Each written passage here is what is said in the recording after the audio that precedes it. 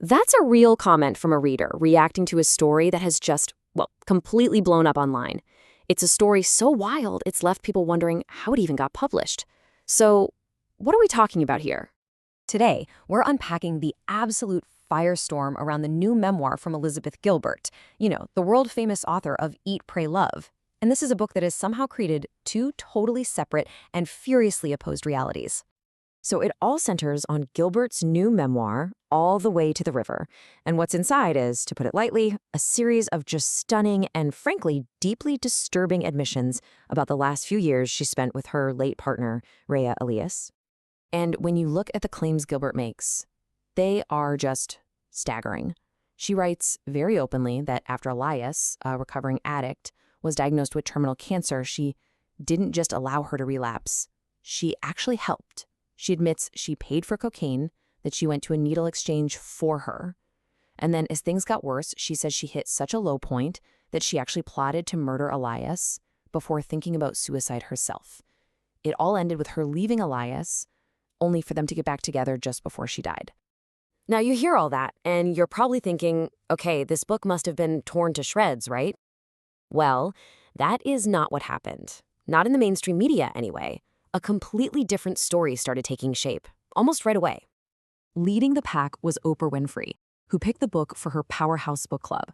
And she, along with a lot of others, didn't frame these confessions as horrifying. They framed them as an act of courage. They called it raw honesty, a story of liberation that was meant to help people. And this right here, this just lays out the central conflict perfectly. On one side, you have the public reaction, people online calling the story cartoonishly evil, calling Gilbert a psychopath. They see a clear story of abuse and exploitation. But on the other side, you have the mainstream praise. They're using words like brave, liberation, and calling it a love story. So the question is, how can one book create two realities that are so completely opposite? To even start to understand that, we kind of have to rewind the clock, because Elizabeth Gilbert has always been a polarizing figure, right from the very moment she became a household name. Of course, her 2006 memoir, Eat, Pray, Love, was a massive cultural phenomenon. It was a story of her journey to find herself traveling through Italy, India, and Indonesia after a really tough divorce. It turned her into an icon of spiritual self-discovery for millions of people. But here's the thing. Even then, the reaction was super divided. I mean, look at these Goodreads readings. A whopping 69% of readers gave it 4 or 5 stars. They loved it. But then you have this pretty significant chunk of people who had a really strong negative reaction. She has always sparked both intense love and intense criticism. And I think this academic analysis just hits the nail on the head. From the very beginning, her story has been seen through two totally different lenses. For some people, it's this powerful tale of feminist self-discovery. But for others, it's a story of epic self-indulgence. This new controversy is really just an extreme version of a debate that's been following her for almost 20 years. So let's try to see this from Gilbert's side for a second. How does she explain actions that, seem so indefensible on the surface? Well, she frames it all as a journey through addiction, but her own addiction. Gilbert claims the inspiration for the book actually came years after Rayya died.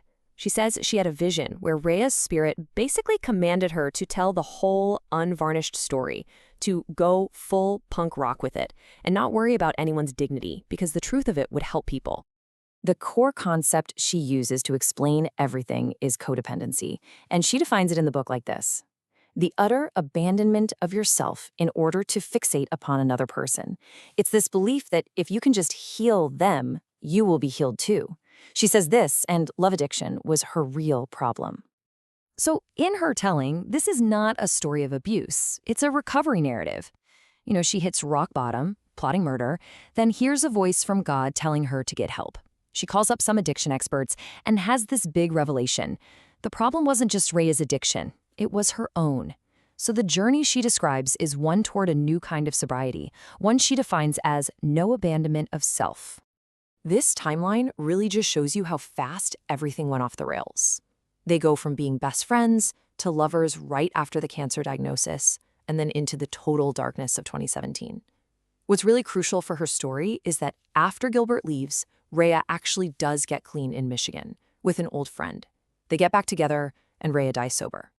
And in the end, after everything, the enabling, the cocaine, the plot to murder, Gilbert's final takeaway is that this was her most beautiful story, which, for a lot of people, is maybe the most controversial statement of all.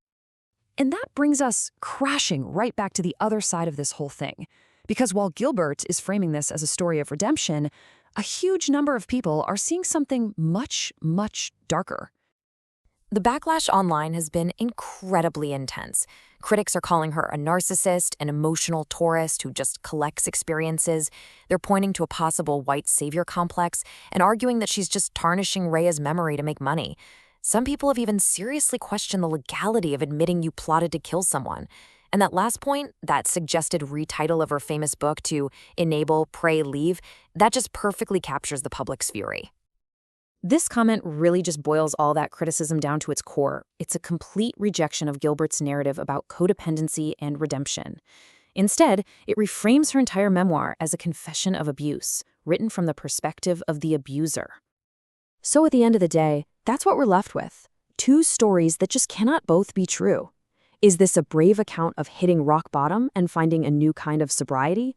Or is it a cynical exploitation of a partner's tragic final months? You know, this whole thing is bigger than just one author or one book. It makes us ask some really big questions. What are the ethics of telling a shared story, especially when the other person isn't here to tell their side? Who really has the right to control the narrative of a life? And that leaves us with this final, really tricky question.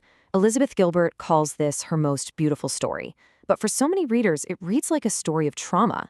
So when one person's beautiful story is someone else's trauma, who gets to own the truth?